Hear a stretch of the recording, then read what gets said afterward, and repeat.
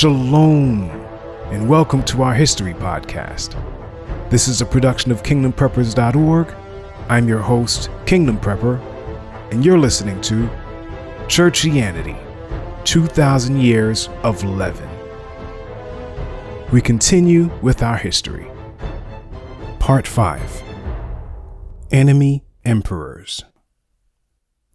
From the years 96 to 251 CE, between the reigns of Domitian and Decius, Christianity had been viewed as a religion separate from Hebraism, messianic or otherwise. And because of this, together with the fact that it wasn't based on ethnicity, the church had no right to Roman protection. It was therefore subject to sporadic, mostly localized persecutions that were based on Trajan's policy, which was still in effect by the 3rd century. But persecution increased under certain intolerant emperors, such as Marcus Aurelius and Septimus Severus. New policies aimed at Christians were also added by Emperors Septimus Severus and Decius, which had grave consequences for the church. When Septimus Severus reigned as emperor early in the 3rd century, he managed to end the civil wars that weakened the empire, though ruling the vast domain that now made up his dominion was no easy task. Beyond the borders of the realm, stretching past the Rhine and Danube, were the barbarians, always ready to seize any opportunity to attack the Romans. Inside the realm, other problems persisted, which stemmed from dissident groups with other ideas on policy. And there was always the threat that a legion might split off, name its own emperor, and launch a new civil war. With a decline in the empire's strength, and faced with such internal problems and external threats, Septimus Severus decided to implement a new policy.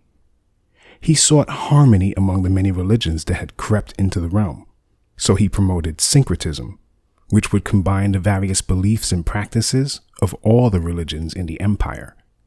This syncretism, however, would be centered on the worship of Sol Invictus, or the unconquered sun. This meant that everyone was free to worship whatever deity they chose, in whatever manner they chose, so long as they acknowledged that the sun was ruler over all of them. Not long after this policy was enforced, did two groups immediately resist its adoption: the remaining Israelites and the Christians. Both had steadily gained converts to their particular movements over the years. Thus, the emperor decided to halt their spread by outlawing new conversions to either, under penalty of death. The result of this targeted policy was a round of new persecutions, this time aimed at new converts and their teachers.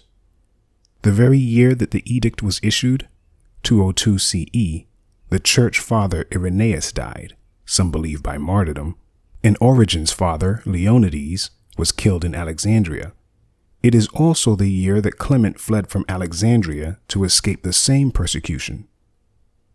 After Septimus Severus, other emperors came and went, and his policy was not generally enforced. Thus, persecutions on a broad scale abated for a time. The mother of one succeeding emperor, Alexander Severus, who was very tolerant of Christians, even went to hear Origen speak. But by the year 249, Emperor Decius, bent on restoring the ancient glory of Rome, donned the royal purple. His was a very different rule from that of his predecessors. The empire he inherited had abandoned its most ancient traditions, as he saw it, and economic problems plagued the realm. The barbarians beyond the borders, meanwhile, were steadily growing bolder as they became a greater threat.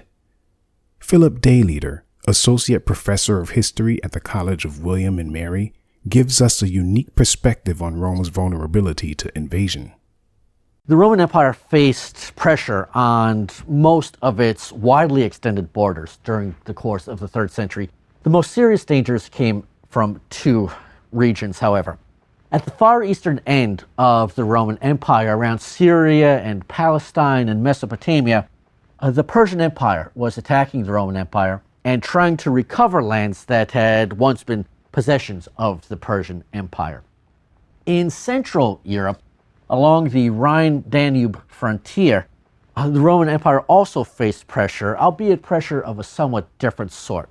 In Central Europe, Germanic tribes were trying to enter the Roman Empire by crossing the Rhine River and especially the Danube River and trying to settle within the Roman Empire.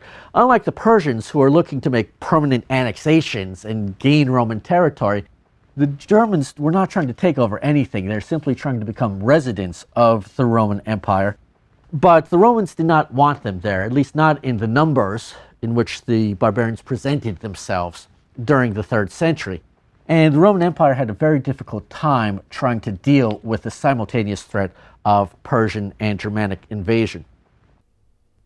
Decius saw all these problems as an outgrowth of national rebellion against the Roman deities, which the citizens of the realm had abandoned.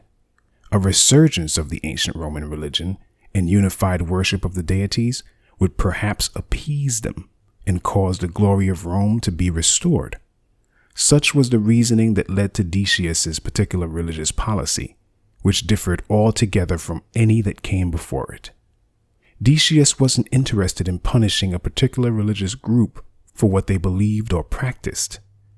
His was an empire-wide campaign to see that everyone in the realm would serve the deities according to the ancient pagan religion.